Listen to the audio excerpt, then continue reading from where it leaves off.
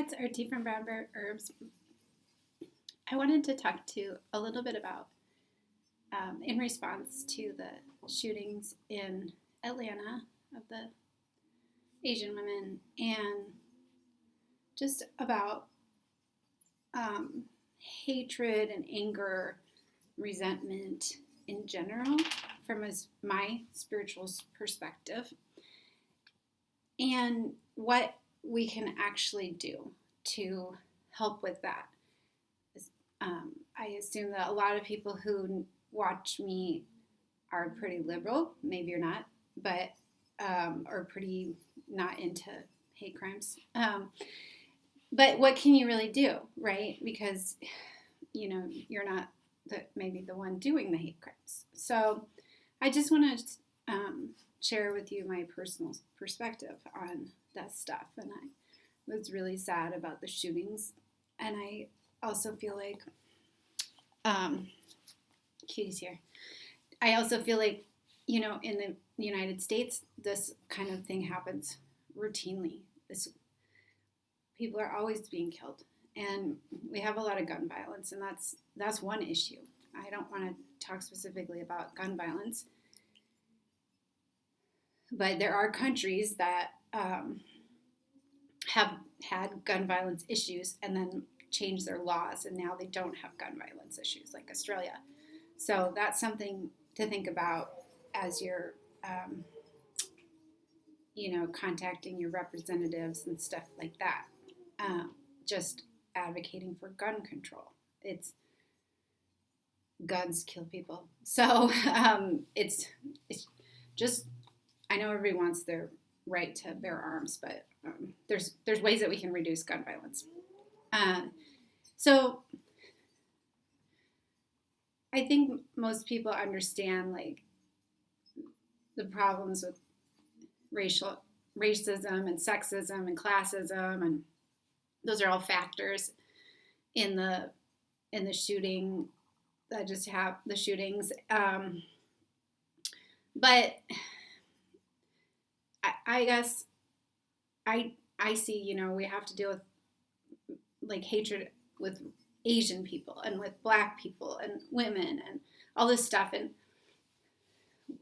really, we all need to deal with hatred and anger inside ourselves, whether or not hopefully most of us are not getting to the level where we're acting out against other people, but even in our own lives, our own personal relationships is something that we can all address. And there's things that we can do that do help. And so I'm just going to speak more generally about my experience as a spiritual person. So, and a healer. So I feel like, since I was a child, I've been healing people. And, like my dad used to have me sit on his lap when he got a headache and heal his headaches. And it worked great for him. And then when I got older, I wasn't always in the mood to help him. And then when I would try to heal him, if I didn't really want to do it, he would have a worse headache. So he stopped asking me. And when I got more older and wanted to heal people again, my guru really advocates for us not to use our own energy. So I wanted to communicate with plants, use my ability to communicate with plants and other medicines to basically kind of like make connections between people and medicine and look at the things that people need. And as I have gone through life, I've also really healed myself a lot. And what I've noticed, I've healed myself from about like 20 or more chronic conditions. So the big thing I noticed when I heal myself is how much my emotions affect my body, and how much emotions are involved with our health, and how much dealing with deep emotional patterns is gonna positively impact our health. Now, another thing that's happened since I was a child is I have had past life memories. And the longer, I didn't realize what, that those were past life memories. Those were just bad dreams for me when I was younger. And then in the last several years, I've had more and more spiritual experiences and realized that those were in fact past life memories. And then I became more and more aware of other people's past lives. And I'm seeing a lot of patterns, and I'm seeing how, a lot of these emotional states that we're in that we are needing to heal from in order to heal our bodies, they're not even from this lifetime. So that can be challenging. And so like when I go to my guru, they don't really talk about that stuff. They just say, you just meditate. Just meditate, do some yoga, you're going to feel better. And that's true. But I'll tell you what, I am like I love to turn over every rock.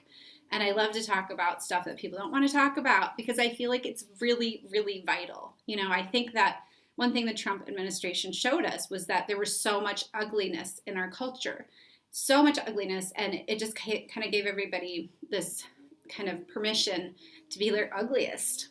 And we need to deal with the underlying issues of that because what I'm seeing with this past life pattern stuff is that hatred and anger are like super glue. So let's say in a past life you had a terrible marriage, or someone killed you, or someone destroyed your home, burned your family's home down, something terrible, and you had a lot of anger, and like nobody's really going to argue with you that what they did was terrible. Nobody's going to say, oh, that what they did was fine. No, but what happened is you had all this anger and hatred. And then what I'm seeing is that people are coming back and they want to deal, on a soul level, they're reconnecting so strongly and so closely with those people that they have this hatred and anger for. The more anger you put into a situation, the more resentful you are towards someone, the more you're like super gluing yourself to that person until you guys can get like a peaceful resolution. That can take lifetimes and lifetimes. So what can you do so that we're thinking these thoughts, and it's like, well, maybe we hate someone, but we're not shooting them. Maybe we're not going on a shooting spree, but we hate someone, and maybe we're not even acting out. We're not even like, slandering them on social media or doing anything like that, or yelling at them even, but we have this hatred inside for them. Then that is still super glue.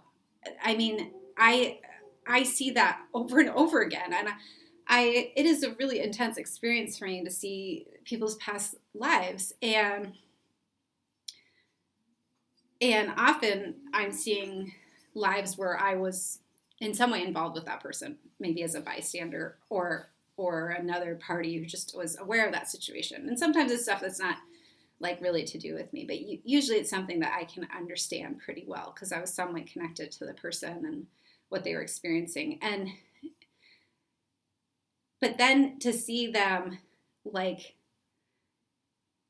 reconnect themselves with a bad situation because of that hatred that you need to own your hatred, basically. You need to own your negativity. So through meditation, you can start to learn how to release from these negative emotions.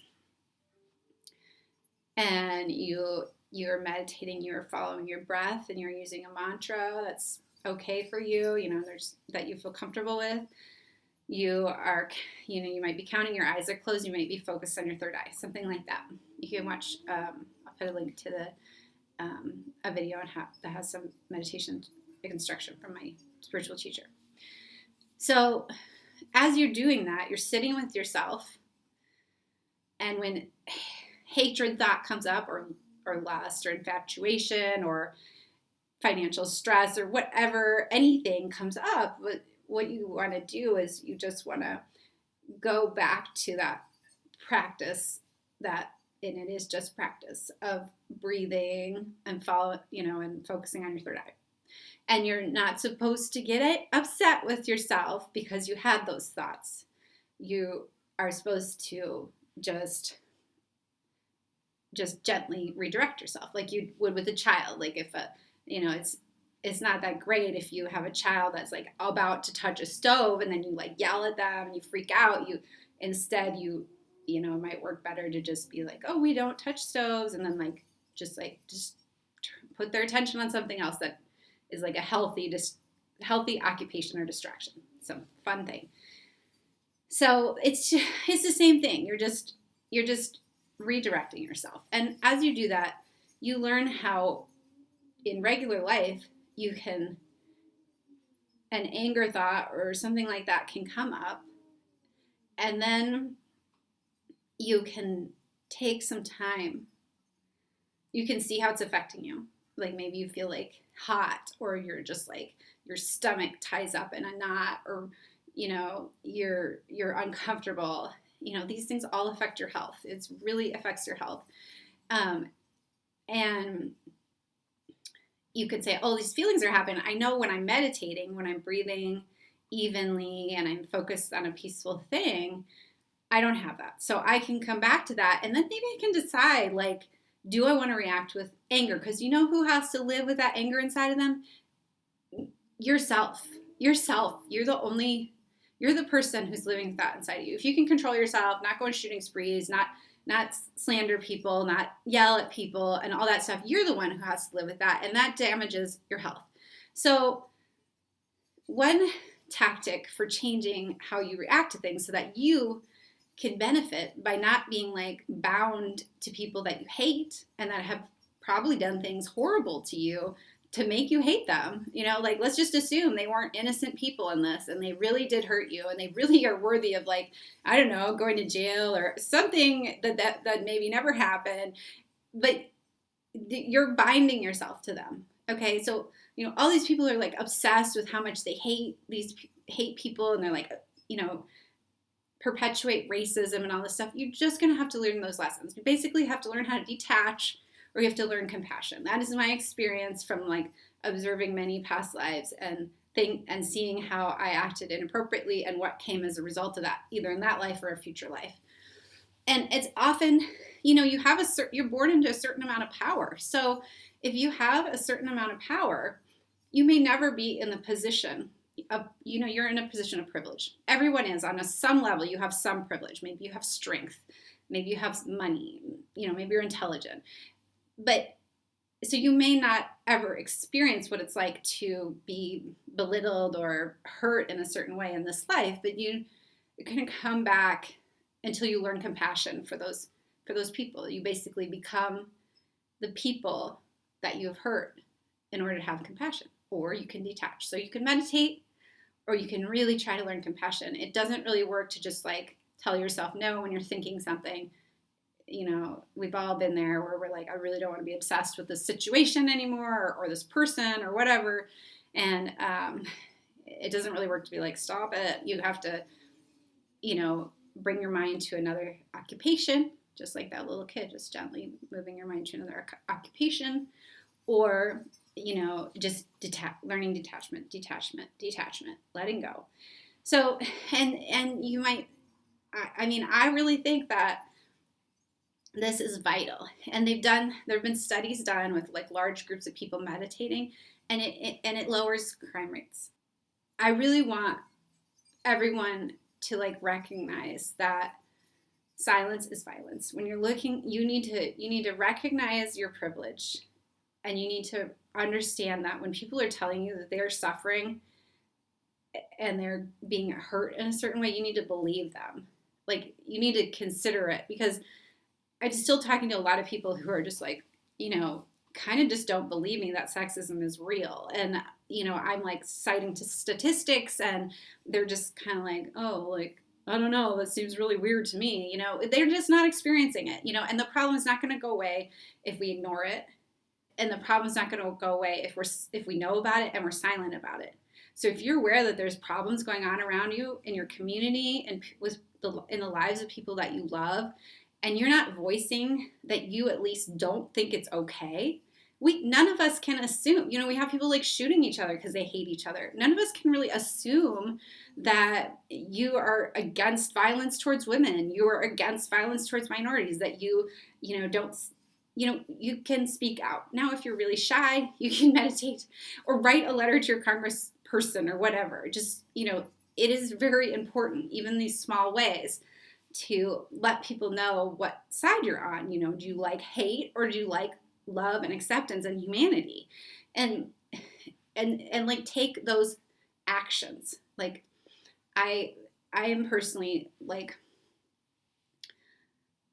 I know that I've really been saddened by the increase in crimes against Asian people related to the pandemic.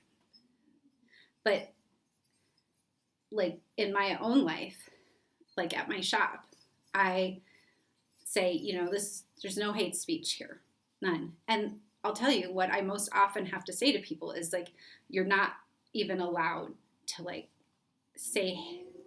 do hate speech against men or like white men. Like it's just no hate speech.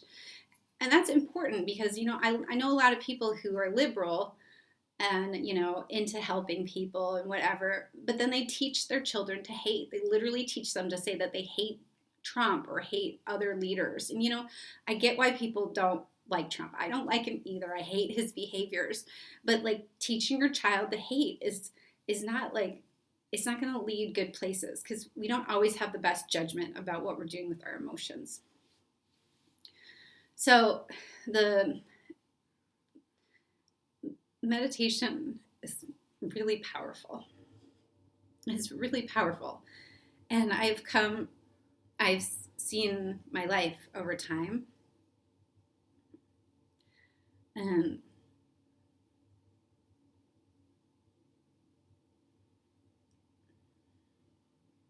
I wish I already knew what I'll know in 10 years and what I'll know in 20 years and what that spiritual path will bring me and the relief it'll bring me. But meditation is very powerful. And I want to also speak directly about sexism, because I feel like we're seeing more focus on crimes against women right now. That's really important. The speaking out for women is so important, because if you don't speak out, you basically internalized oppression, and that will make you sick. Levothyroxine is the medication for Hashimoto's thyroiditis, which is a low thyroid condition. And it's the number one medication prescribed to women for an illness. Birth control pills are the number one medications prescribed to women of childbearing age who are non-pregnant. But then like, the next medication is levothyroxine. I personally had Hashimoto's thyroiditis for over 20 years, and then overcame it. And the way that I overcame it was by speaking out about trauma to myself and people that I loved. And I didn't just speak out in a tone police type of way. I didn't just say, let me politely discuss with you those outrageous crimes that have happened in my life. I spoke out about it at the level that these things need to be discussed. Like, women have been silenced for so long, and these crimes are not stopping. They're not even slowing down. So I'm not saying that anyone in society is going to support you if you speak out. But I'm telling you that, as I'm telling women, that if you don't reject that oppression, you will become sick. You will become sick, and you will be blamed for it, because an autoimmune disorder is just your body being confused and fighting yourself. So it's just another way to blame the victim. And as supporters of women, whether it's other women supporting people speaking out, or men, or non-binary people, support those voices and lift up those voices. We all need to honor everyone speaking out about their experiences, because this is a good opportunity this moment in time is a good opportunity to change the world. We can change the world, and we're hearing everybody's voices a lot easier now because we are just like connected globally through our, social media and just the internet communication. So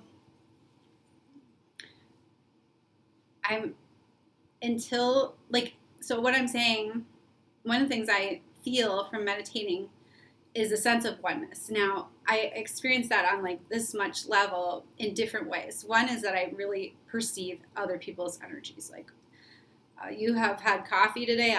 I know you've had coffee today. You've been drinking. I know you've been drinking. You're moving around in the room next to me. I feel it. So that's one way. But another way is just, if you hurt someone, you are going to have to experience that until you have compassion enough not to hurt someone again. So that is a form of oneness. Like, everything you do, you're just doing to yourself. You are just giving yourself that experience in the future. So do what you can to help people. Listen to people. Believe them. Investigate what's going on. Know your government enough to understand why the police and the legal systems support oppression of women, minorities, classism issues, all that. Know it enough to understand what we're up against. You need to know what the problem is to do anything to change it. And then support people in the ways that you can. If you don't have money, but you can write a letter, write an email or a letter to a leader, those count. I mean, it's important to sign petitions too, but those count a lot. Not many people sit down and write a letter these days. Those count a lot. If you hear somebody at work mumbling something about, a coworker's ass or something like that, say, hey, you know what? I don't really like it when people objectify women. We're in a workplace. Even if she can't hear you, could you please be respectful? Or same with, anything that's racist. You can find a nice way to say, hey, in my energy bubble, in my little world, I'm asking you to please be respectful of everyone.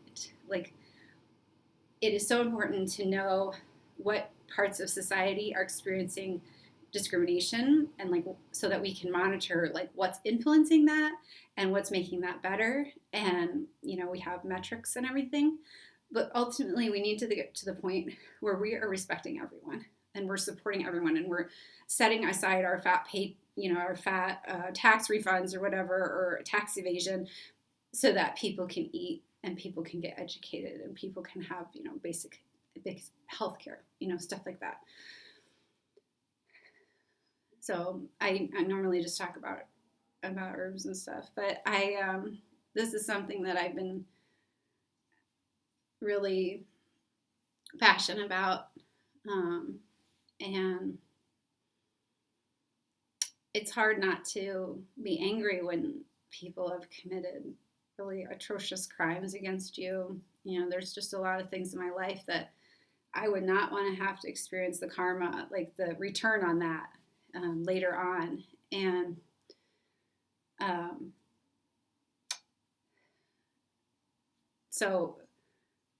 but then I have to ask myself, well, are there ways in my life that I can do better in my own life? Like, I'm sitting here pointing the finger at that person. Like, how can I just do better when I interact with every person? And then, how can I release any anger or frustration with them? Because I know that I'm just holding on to that, just making me ill and then binding me to that person. And then